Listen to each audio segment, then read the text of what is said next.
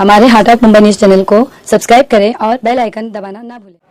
Sir, जैसे कि धारावी में आप धारावी के सीनियर हो और कल 12 दिन की गणपति धारावी पुलिस स्टेशन के माध्यम से विसर्जन के लिए निकली और बहुत ही शानदार और बहुत ही शांतिपूर्वक यहाँ से जो विसर्जन हुआ है, लोगों ने विसर्जन किया है गणपति का। बहुत से जो यहाँ पे त्यौहार थे शांतिपूर्वक धारावी से हुए, आप सीनियर हो तो आप क्या मैसेज देना चाहते हो? देखिए, धारावी की जनता जो है बहुत ही समझदार है।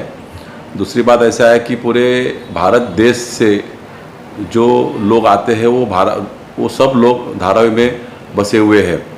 हर एक की भाषा अलग है, प्रांत अलग है, त्यौहार अलग है। अभी आपने देखा कि मुहर्रम का जुलूस अभी निकल गया था और कोरोना के काल के अंदर 2 साल सभी लोग के जो त्यौहार थे उसके ऊपर पाबंदी लगी थी।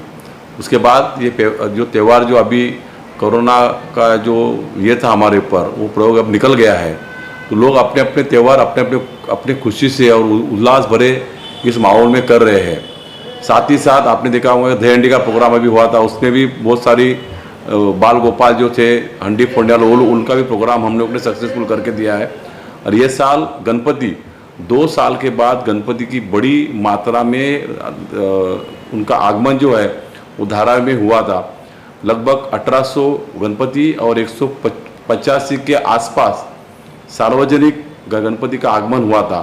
और ये सभी गणपति बापा का विसर्जन 12 तारीख को हम लोग ने बड़ी शांतिपूर्वक और उत्साह भर के माहौल के अंदर सभी लोगों को, सब समाज के लोगों को साथ में लेके इसका विसर्जन हम लोग ने किया है। और ये बहुत ही अच्छी बात यहाँ पर हुई है।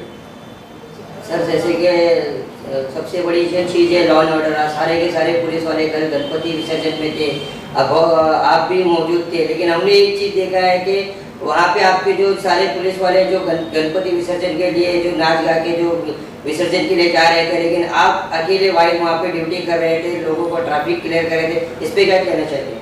ऐसा है कि मेरे जो अंडर में काम कर रहे जो कर्मचारी है या महिला कर्मचारी है, लास्ट 3 महीने से उनका ट्रेस जो होता है, ट्रेस मैनेजमेंट जो होता है, वो ट्रेस मैनेजमेंट से उनको बाहर लाने का एक अच्छा मौका मुझे मिला।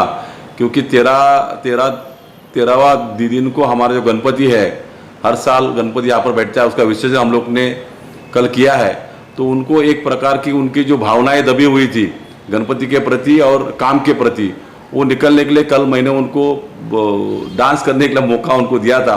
और हर एक को अपने गणपति बापा को आस्था रखते हुए एक माहौल से बाहर निकालने के लिए एक ट्रेस मैनेजमेंट जो का सक्सेस होना चाहिए वो किया। और उसके अंदर कोई बाधा ना हो, किसी आम आदमी को तकलीफ ना हो, इसके लिए ट्रैफिक का आवागमन के ऊपर ध्यान रखना। और जहाँ पर भी हमारे मंदिर है, मस्जिद है या आगे के लोग हैं, उनको तकलीफ पुलिस की तरफ से न हो, ये पूरा ध्यान में रखते हुए हम लोग ने कल हमारा विसर्जन बड़ी ही अच्छी तरीके से, अच्छे ढंग से हम लोग ने किया है।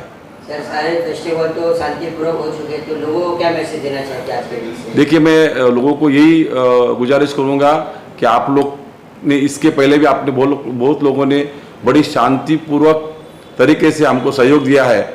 आने वाले और जैसे नवरात्र आ रही है हमारे यहाँ पर, जो माता है हमारी देवी, वो उसका आगमन अभी नज़दीक में होने वाला है। उसके बाद दिवाली है, उसके बाद क्रिसमस, ये 3 त्यौहार अभी इस साल के बाकी है। उस वक्त भी आप इसी तरह से हमको सहयोग करेंगे और लोगों को इसी हंसी और खुशी के माहौल में, क्योंकि अभी कोरोना तो चला गया, जो हम लोग ने बहुत कठिनाई में हम लोग ने ये दिन निकाले थे, वो दिन को भूलने के लिए जो भी त्यौहार आ रहे हैं वो हम खुशी से करके हमारे जीवन के अंदर 2 सुख की घड़ी आए, उसलिए सब लोग ने कोशिश करना चाहिए। ऐसे में लोगों को आह्वान करूँगा। मुझसे बात करने के लिए धन्यवाद। Thank you. जय हिंद, जय महाराष्ट्र।